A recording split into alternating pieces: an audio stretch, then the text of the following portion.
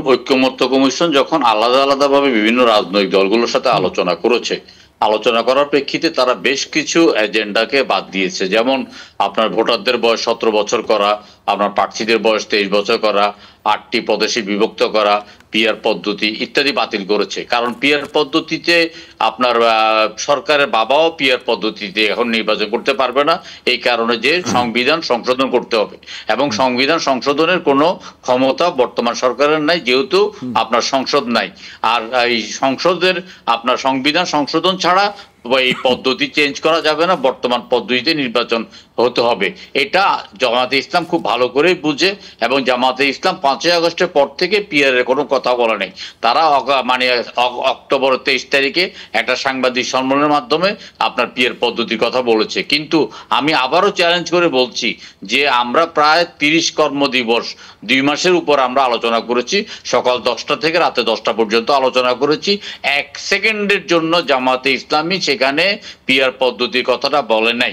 এখন এই পদ্ধতির কথাটা বলছে শুধুমাত্র নির্বাচনটাকে প্রলম্বিত করার জন্য, অন্য কোনো উদ্দেশ্যে নয়। এবং পিআর পদ্ধতি বাংলাদেশে কিভাবে হবে, যেমন শ্রীলঙ্কায় মিক্স পিআর পদ্ধতি আছে, আপনার নেপালের পিআর পদ্ধতির কারণে আপনার বছরে 3 বার করে সরকার পরিবর্তন হয়। ইটালি পিআর পদ্ধতি থেকে সরে আসছে। বিভিন্ন দেশে বিভিন্ন পদ্ধতি আছে। কত পার্সেন্ট ভোট পেলে একটি রাজনৈতিক দল হিসেবে আপনার থাকবে, এবং কত পার্সেন্ট ভোট না পেলে রাজনৈতিক দল বিলুপ্ত হয়ে যাবে, ইত্যাদি অনেকটা ব্যাপার আছে। তুষার ভাই যেটা বলেছেন, আপনার যে জোটবদ্ধভাবে নির্বাচন করা যাবে না, তাহলে আপনার নিজস্ব প্রতীক নিয়ে নির্বাচন করতে হবে। বাংলাদেশে 55টি রাজনৈতিক দলের মধ্যে 10 থেকে 15টি রাজনৈতিক দল ছাড়া বাকি 40টি রাজনৈতিক দল একেবারে অপ্রাসঙ্গিক। সুতরাং এই মুহূর্তে জনগণের আপনার যে কি চায় সেটা জানতে হলে আপনার, যেমন বিএনপি কখনো বলে নাই যে বিএনপি 300 আসনে নির্বাচনে জয়যুক্ত হবে।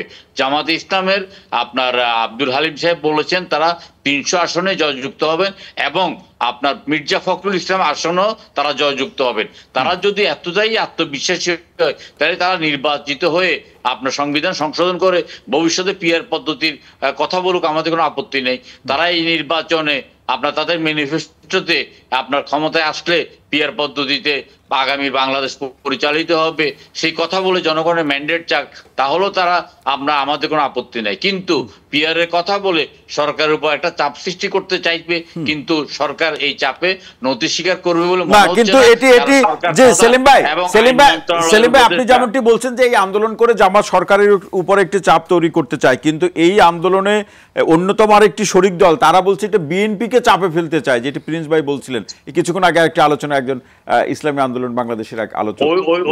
ওই রাজনৈতিক দল বাংলাদেশের রাজনীতি খুব একটা প্রাসঙ্গিক নয়, এবং তাদের আপনার কিছু মরিদান আছে বাংলাদেশের বিভিন্ন অঞ্চলে।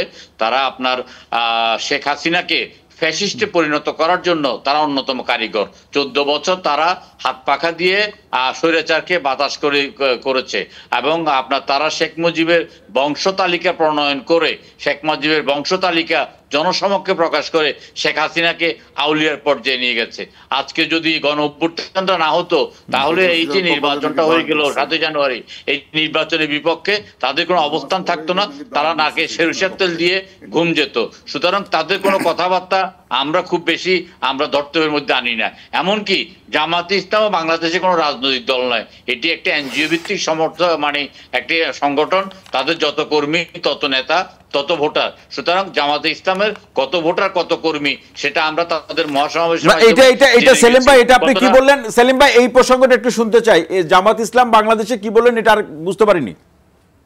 জামাতে ইসলামী বাংলাদেশে কোনো রাজনৈতিক দল নয়। রাজনৈতিক দল হিসেবে জামাতে ইসলামকে আমরা মনে করি না।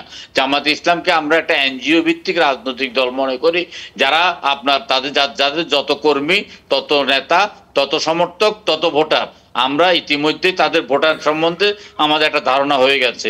আপনার তারা যে মহাসমাবেশ করেছে, এই মহাসমাবেশ উপলক্ষে তারা তাদের নেতাকর্মীদের বিয়ে বন্ধ করেছে, আত্মীয় স্বজনদের বিয়ে বন্ধ করেছে, যে কোনো সামাজিক অনুষ্ঠান বন্ধ করেছে, তারা তাদের ছুটি নেওয়া বন্ধ করেছে।